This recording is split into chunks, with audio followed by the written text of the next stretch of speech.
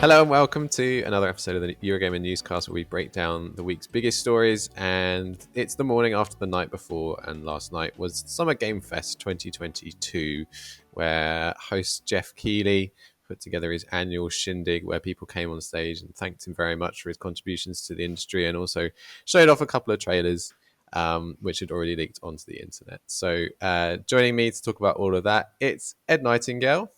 Hello. And Victoria Kennedy. Hello. Eurogamer's trusty news reporters, and myself, Tom Phillips. And so we started off last night with Street Fighter 6, which was a trailer for a game that we knew about. And that was kind of a theme, I think, for last evening. It was there weren't too many big surprises. We'd sort of had that expectation that was going to be the case. And Jeff Keighley had said maybe lower your expectations a bit. But as an opener to the show, Ed, how did Street Fighter 6 hit you with that Guile trailer? I mean, I totally forgot that it started the show, if I'm honest. Guile, yeah, he's got a toilet brush head. Excellent. It was a fighting game. There weren't many fighting games. It had some colour. There wasn't a lot of colour elsewhere. So that was nice. I'm not a big Street Fighter fan. We knew it was coming, so it was shown elsewhere, but a nice to have to get us started for the rest of the evening. Yeah. Next up was a genuinely new announcement. It was Aliens Dark Descent, which is a brand new real-time strategy game for the Aliens franchise. It's coming to consoles and PC next year. I thought it looked all right from the very brief snippet of footage that we got from it, but it was mostly a CGI trailer. It feels like we've sort of forgotten a bit when we all said, oh, maybe we should just stick to gameplay. And that was very briefly glimpsed at the end of the teaser, but there we go. It still looks like it's got a little ways to go before it comes out, but it was nice to know that it's in development. And then, speaking of gameplay, to be fair, we did actually get a decent chunk of the Callisto Protocol, which is a game, Victoria, that you've written about in the past, I know. What did Callisto Protocol look like for you? I mean, Dead Space. Yes. But I think it looks good. See, I quite like... so when I don't like really, really gruesome horror when it's set on Earth, I'm fine with it in space, because that's not going to affect me in the real world. So Unless you go to space. I mean, it's on the to-do list. I'll whittle through it after I've done like my laundry and dishes and things. But I thought it looked really, really good. It looked kind of uncomfortable and claustrophobic and gory. So I mean, I can't imagine sitting down to play it for length at a time. But in little like thrilling bite-sized chunks, I'm here for it. Bite-sized being the operative word, because that guy lost his face. It was quite deliciously violent and dark, and I mean, it was very much Dead Space. The powers are the same, the settings are the same. Yeah, and they had sort of gravity gun action. I don't know if it's actually called a gravity gun in the Callisto Protocol. Probably not, for licensing reasons. It's called true, something else. But the health bar was horizontal on the back of the neck instead of vertical on the spine. But there was a lot of stomping as well. I did get slightly amused when he killed his enemy and then went and like continued to pummel him, even though it was down. Very unnecessary. To be fair, though, if that thing came at me IRL, I would make sure that it was done. I felt that energy. Maybe you should go to space, and then you can be up there in case any of this stuff needs sorting out. I got your back, boys. Yeah, NASA, sign me up. It is the Kennedy Space Center, so hello. It's got my name on it. You can definitely go to space before me. I'm not interested. You can have my seat. Thank you. Next up, we saw Call of Duty Modern Warfare 2, which is coming out this year. The trailer for that gameplay snippet that they showed last night has done 30 million page views on YouTube already. Wow. Clearly, there is a lot of interest in that game. Or it's people just confusing it for Modern Warfare 2 that came out several years ago and getting confused as to why exactly it's called the same. But this is the from the ground up reboot of Modern Warfare, sequel to the 2019 game. It looked like a Call of Duty game to me. Yeah. Yeah, I don't really have anything else to add to that. No. It looked like Call of Duty. Weirdly, we got a trailer for Flashback, which was a game that Flashback 2, I should say, 30 years after the original one came out. So a nice one for the dads out there. Skipping through a few other things, we also got an update on Routine, which was first announced a decade ago, which is coming out on PC and Xbox. We knew that was coming, though, didn't we? Was that not announced before the Summer Game Fest? I mean, it was announced 10 years ago, and we got an update on it last night. But yeah, it was. It's sort of, we're getting towards the middle of the show now, and it was sort of a bit like, okay, there's this thing that we've seen already. Like Outriders came along, which we've, it's out, but we got some footage of the DLC that's coming, and we also got word of the live stream that's happening after the Summer Game Festival. And I don't know about you, but at this point, I was starting to think like, yeah, this show really sort of feels like it's not the focal point of this week. There are lots of focal points in this week, and at this point, it was sort of starting to become clear that maybe some of the bigger things that some people were hoping for, if they were still hoping for them by this point in the show, weren't going to turn up. Yeah, maybe that's a good point to ask. Like, was there anything in the show last night that you guys thought might be there that didn't turn up? I don't think so, because things like God of War, I think Sony will do their own thing. And then obviously we still got Microsoft and Bethesda, so that'll be for like the Starfields and things. So there was nothing that I think was glaringly missing for me anyway. And the GoldenEye thing that everyone's this, I assume that if that's going to be revealed, it'll be Sunday. That's the thing. Xbox have got Sunday, so all the big things will be there. Sony already had last week. The only other thing is God of War, which will be delayed and have a thing in 6 months' time. Nintendo will do their own direct, so they had a couple of trailers for a token effort. So it's just down to stuff that we sort of already knew about. And Jeff had even said, keep your... Sorry, Jeff, first name terms. Had even Keeley. said, Mr. Keeley had said, keep your expectations in check. And my expectations were very low, and they probably weren't even met. So that's fine. Okay, well, we'll get on to rating it at the end. We're only about halfway through, but I mean, there were some nice things in there that were good to see getting platforms. So I think we're at the bit now where they did a bunch of indie games. So they showed off High Water, which is that sort of post global warming. That looked nice. Colourful. Was pretty intriguing, and we then got to see American Arcadia, which is the next game from the Call of the Sea studio, out of the blue. Yeah, I think that'll be good. That's the only game that really stood out to me, to be honest. Oh, right. Just American Arcadia. Yeah, just in that finally there was some colour, and there was a game that isn't about shooting people. I am so done with gritty, realistic, dark, shooty, bang, bang, pew, pew, pew games. Give me something else. There is so much more to gaming than just that. Sorry, now I'm ranting.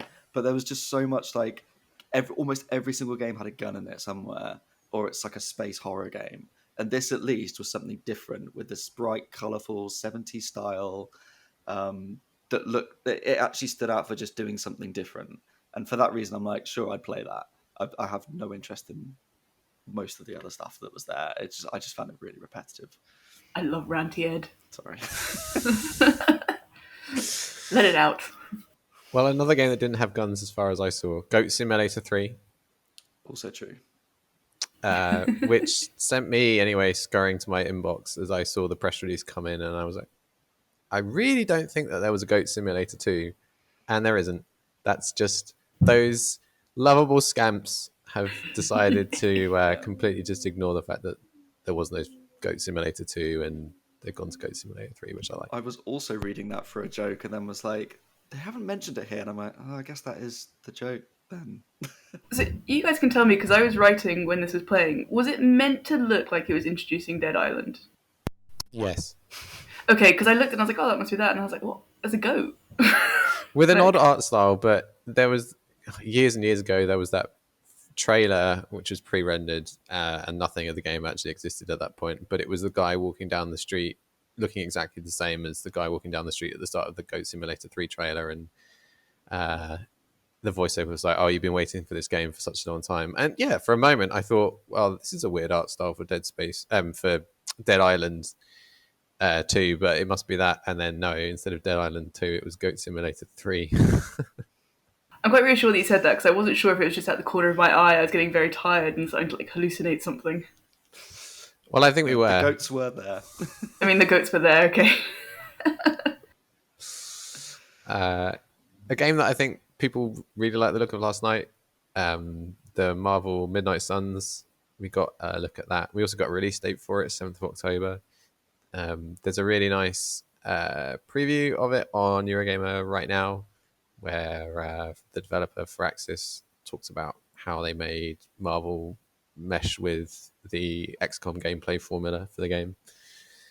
Check that out if you want to see more. But that was a highlight, I would say, of the evening. We then got to see a bit of Cuphead, Delicious Last Course. We've been waiting for that for a while. We knew it was out pretty soon. Ed, you've seen a bit of that now. Do you like how it looks? I have. Yes, preview will be out later. I think it looks great. It's more Cuphead, but more detailed. It's a very short clip that we've got to see, so I think they are very keen to keep it under wraps and not spoil the surprise of what the bosses are going to be. But I love the original game, so I am more than happy to play more of that. After that, we got an announcement of when the next Warframe announcement would take place, and we got some games from the Genshin Impact developer. We got the Turtle Shredder's Revenge release date, and it has 6-player co-op, which is not something that you can do in an arcade. You can play as all 6 turtles. You can. And Casey. I didn't actually remember who Casey was until I looked it up, but you can play as them. Is April O'Neil in there? Yeah. Because I wanted to be her when I was younger. I still want to be her now. And now you can. And now I can. Dreams do come true. There was a console confirmation for Humankind, which is sort of the Civilization game. And we got another look at Nightingale, which is the new game from ex-BioWare boss Aaron Flynn, which it looks intriguing. I'm still not entirely sure how it will play. There's a lot of procedural generation going on in that game, so I think getting some hands-on time and some lengthy hands-on time to see how that plays out will be good.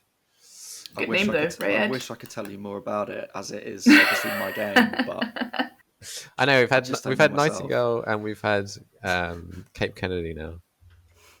I think a screwdriver has to turn up at some place for me. Phillips. We got Excuse me. we got a look at was like- Saints Row: The Boss Factory, which I think had leaked, but we knew that that was coming. Our reviews editor Chris Tapsell got very excited about Summer Game Fest Warhammer, and then we got an announcement for the next game from Bloober, and again it was. I think some people were expecting something different from what we got here. It was not a Silent Hill game. This is our evening news writer Matt Wales was very interested in this because he likes Bloober's games, but I don't know if either of you have actually played Layers of Fear. I haven't. I haven't, no. Nope. But for people who like those, Matt Wales was getting very excited and telling me that this looks like more of the same good, scary fun. It's out next year. We got to look at Gotham Knights and Nightwing. Victoria, you've written about this game a fair bit in the past. Did last night's showing seem more confident to you than what we've seen previously? I mean, I think they did quite a good way of focusing just on one character this time, because I think when they did the showcase, I don't know, a few months ago, whenever it was, and it was Nightwing and Red Hood, they almost couldn't really decide what they wanted to focus on. So yeah, I mean, I think it will be interesting to see these characters having their own little like time in the spotlight, and maybe I still can't say I'm hugely excited about this game when there are other things I'd play over it, but yeah, I think it was a better showing than what we saw before. It's Batman without Batman. Mm. I'm looking forward to seeing, especially now that they have addressed the criticism of Barbara and Batgirl. I'm looking to see what they're going to do with her little showcase whenever her individual trailer comes up. Yeah, that will be the interesting one, I think, to see. And then we got the big finale, except it didn't really feel as much of a big finale as we expected.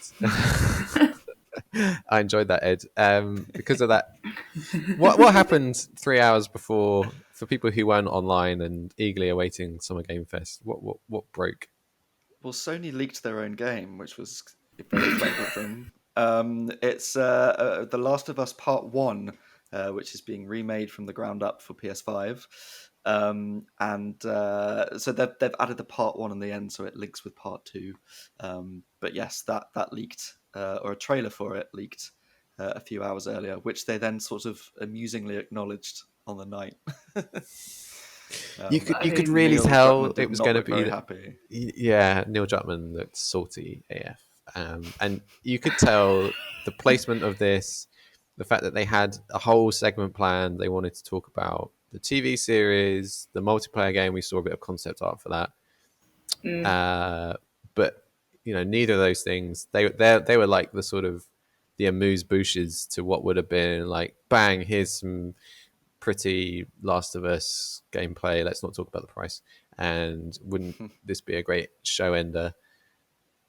And of course, yeah, they did been spoiled. Get that rug pulled out from underneath them, to put it nicely. Which is, it's a shame for them. I mean, let's face it, we all knew it was coming like a year ago, but yeah. Let's talk about the price very briefly, because obviously that wasn't part of the show, but we have covered it on Eurogamer now, and I think it is worth flagging for anyone interested in this game. Victoria, you wrote this story. There are a couple of options, aren't there? But none of them are cheap. No. So there are 3 options. You can get your standard edition, which is going to cost you $70 and £70. There's just a straight across 70 conversion without any other factors. That will get you the base game, Left Behind, and that's it. Yeah, that's it. I'm trying to remember. I just wrote this. I like the fact they have included Left Behind. I mean, it would have been very remiss not to, because that was a really lovely add-on. It's not a big add-on. I don't know if either of you have played it. Yeah. It's not like a Lost Legacy situation where it's a sort of whole game in itself. It is definitely just a couple of hours, really. Yeah. So I am glad they've included that. Also, I love Riley. So just. And then with the deluxe digital edition, sorry, you get base game, you get the DLC, Left Behind, and then you get, this is which I'm finding very odd, for an extra $10 or £10, you get to unlock stuff early. And I personally don't see why you would want to spend extra 10 quid to get something that you're going to get anyway, if you're going to play the game, which I assume you would if you're going to buy the game. So yeah, I mean, you get a few unlockables, which were things like faster healing or something. Let me just have a quick look at the list again. Yeah, there was a speedrun mode that sounds quite interesting. Yeah, crafting speed and healing speed. Speedrun mode, which again, I know I mentioned to you guys earlier, I can only assume that's going to be like the ability to skip cutscenes earlier, because that is what a lot of speedrunners do. But then again, like, I play the game for the story, not for speedrunning, so that wouldn't make an incentive for me to buy it. I like the little cinematic moments, if that's what that speedrun mode is. It's a weird game to speedrun, isn't it? I mean, if that's your bag, fair enough. If that's what you want to do, knock yourself out. It's no skin off my nose. But like, out of all the things to speedrun, you're skipping past all of the pretty stuff that you just paid for. Yeah. And then there's another edition, the Firefly edition, which is only coming out in America and can only be bought through PlayStation directly. And that one is $100, well, $99.99. For that, you get the unlockable stuff I just mentioned, the game Left Behind, and you also get Steelbook, TM, and the magazine American Dream, 1, 2, 3, 4, with some new covers. Have you read American Dream? I actually don't. I've not read what happens in that comic. I've not read them. I know what kind of happens, just because I'm that person that likes the lore and things, and so I've looked it up. But I've never actually read them, no. Are they set in between 1 and 2? No, it goes into more about like the Fireflies. Ah, okay. I don't want to spoil anything. Yeah, fair enough. I mean, yeah, it's interesting. Is it $100 worth interesting? Are you going to buy, because you're a massive fan of Naughty Dog, The Last of Us, are you going to buy any of these editions? No, I'm not. And that is because I am a massive fan, but for me, I'm a massive fan because of the story, not because of the graphics, and so I've experienced that. And when I play a game, generally I play a game because I like the narrative, not because I'm looking for frame rates and things. So it's not for me. But then there are other people who are much more interested in the tech side of things, and it does look very pretty. I mean, I know some people have said they don't like the look of it. They say it looks a little bit like the characters look a little bit more plasticky. But when you do see side by side, you can obviously see the upgrades. But for me, that's not why I buy a game. See, I'm the same. I play those games especially for the story, and I think the story is so intense, and I just don't know if I can bring myself to play it again. I mean, I've already played the first one twice, but part 2 I've only played once, and I'm like, I can't bring myself to experience that again. I've done it, I've had it, Yeah. and I don't feel the need to play it more than once. And like you say, yes, the graphics do look nicer. I'm intrigued to see what that looks like on a PS5 on a TV in real time, just to see what it's like. But I don't particularly want to play through the entire thing again. Yeah, I was quite emotionally drained by both of them. Yeah. So I am That makes intrigued sense to by me. the multiplayer game. Obviously, they've only shown concept art. I think if anyone can pull it off, I think Naughty Dog can do that, and I think it's a really interesting world to do that. So that I'm intrigued by, but it's clearly a very long way off if they're still only showing concept art. yeah. Well, they even said we won't hear anything about it until next year, so that's not even like, hinting that a release date will be next year. It's just, I mean, because we're only 6 months into this year, so. Yeah, and it was a project that we already knew was in development. They've talked about it publicly before, and I mean, that was sort of the story of a lot of the Summer Game Fest things that were in there. That's not the fault of Jeff Keighley necessarily. I'm sure he would have wanted the best show that he could possibly get, but the games industry is in the place that it's in 2022, where a lot of projects are running behind still because of very legitimate development issues over the last couple of years, or we're at this point where we don't have like a single big E3 show, and everything does just end up feeling a little bit splintered. We talked about it earlier. We've got Xbox coming on Sunday, so we're expecting lots of Starfield, of course, in that. Even though that's got delayed, that's the shiny carrot that Microsoft will wave on the end of its stick to make you sign up to Game Pass. GoldenEye potentially, yeah. I mean, there's a bunch of stuff that they're coming up. Redfall, Hellblade, hopefully some Forza Motorsport. Will we see anything of further off stuff? Maybe some Avowed. Indiana Jones. Maybe. We'll probably see Outer Worlds 2, I guess. Yeah. Oh, I'd forgotten that was announced. That was announced last year, yeah. Wasn't it? But it was one that was my favorite trailer from last year, because it was the one where they basically told you nothing, but they still had the most so tongue-in-cheek trailer. I like that. There's actually it definitely had a good. There's a cavalcade of shows coming over the next few days. Depending on when you're watching this over the course of the week, some of these may have already happened for you. But Friday night has Netflix Tribeca Games Festival, IGN Expo, Freedom Games. Saturday has Guerrilla Collective, Wholesome Games, the Future Play Direct, NetEase. Sunday is the big one with Microsoft and Bethesda, and then following that is the PC Gaming Show. Monday has the Guerrilla Collective, Capcom. Capcom is worth shouting out, actually. We're expecting Resi 4, Resi Village DLC, and that game that you're all looking forward to, Resi Reverse, the multiplayer one that's got massively delayed. And then there's a Square Enix thing later in the week as well, looking at Final Fantasy 2. And then the question mark, of course, is Nintendo. They aren't showing up. They didn't show up last night. They're not going to be any of those other ones that we just mentioned in any big way, I would imagine. So are they going to do their own thing? It's the time of year that they do. So it would be a good point to mark out what the rest of their 2022 looks like. So what are you both hoping to see over the kind of coming few shows? Ed, what are you looking forward to?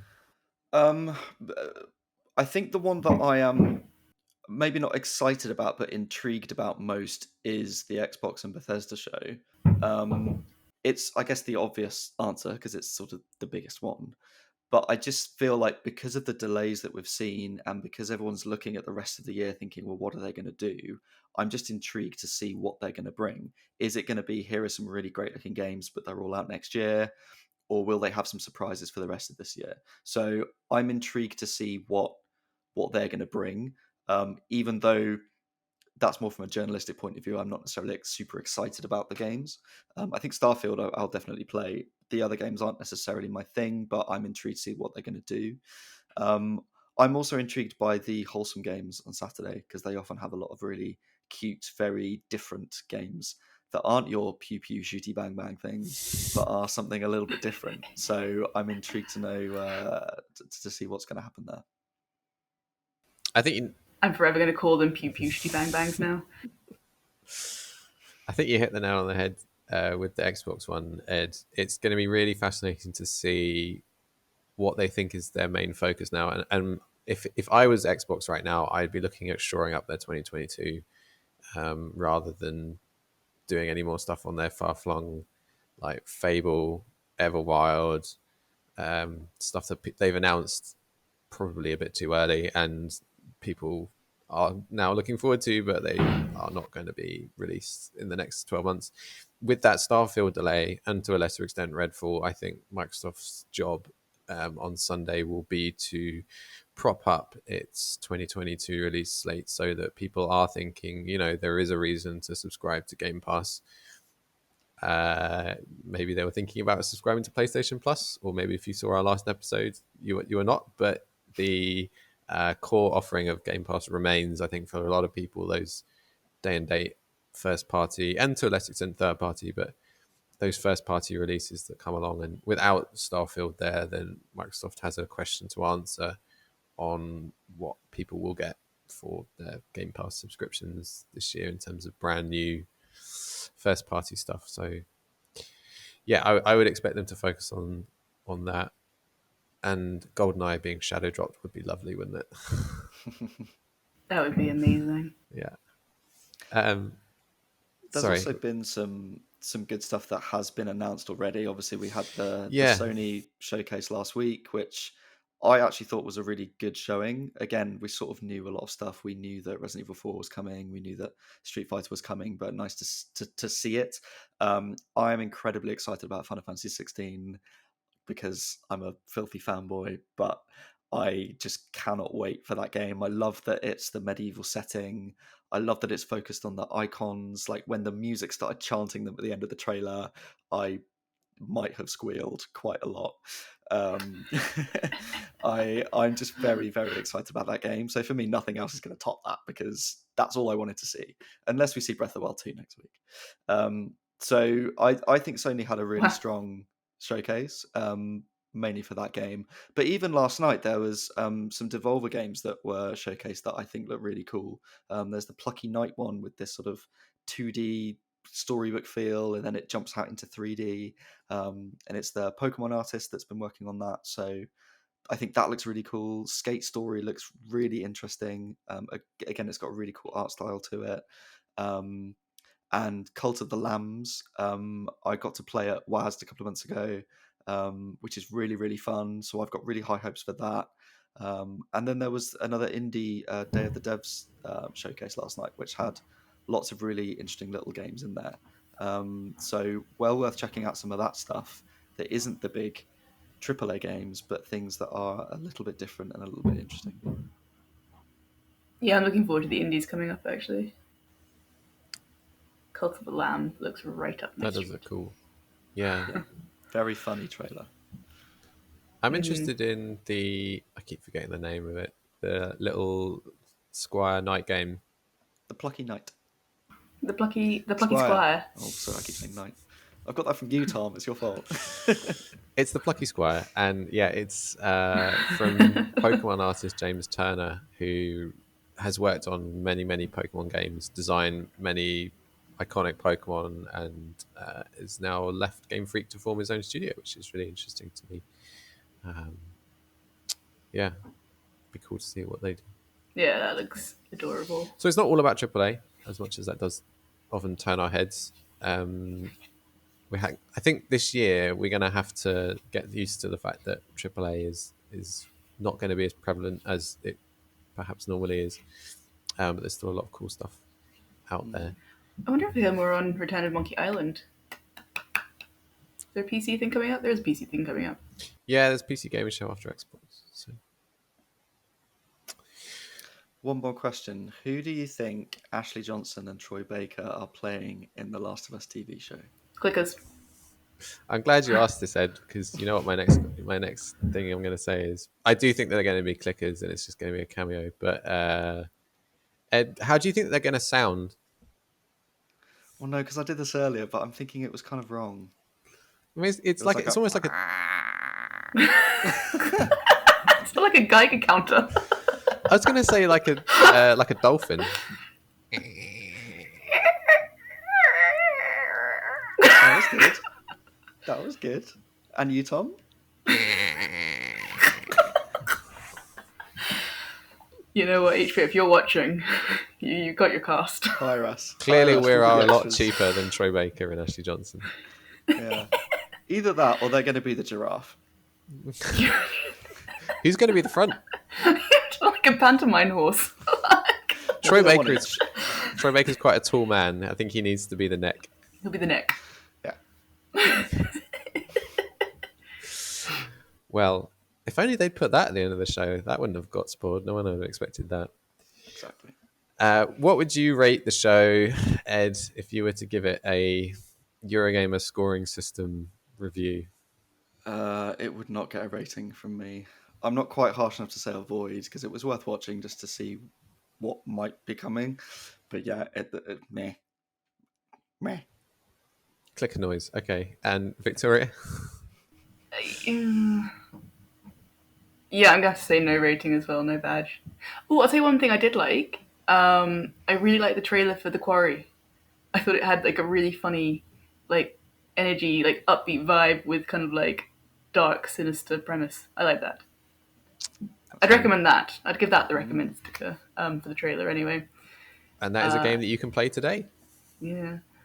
But yeah, no, otherwise, I mean, yeah, I enjoyed watching it and I think I also like the fact that we were like, as a team, we're all watching it and like firing off in the Slack chat. I think if I was just sitting on my own, I'd been very bored. So it is nice to have these events, yeah, and I think I would rate it the same as you guys. But it's still good to have these things. And at the end of the show, Jeff Keighley said it will be back next year, and we also know that E3 have said that they're going to come back next year. So I think it is good that these things remain landmarks of the calendar and are there for people to look forward to. And I think just be realistic about what is coming out in the next 12 months and what might show up in these shows, but at the same time they're still fun, and it was a good time watching it with you last night. So we'll be back next week, and we'll be able to talk about Xbox and Bethesda and PC gaming, and fingers crossed for some Nintendo as well.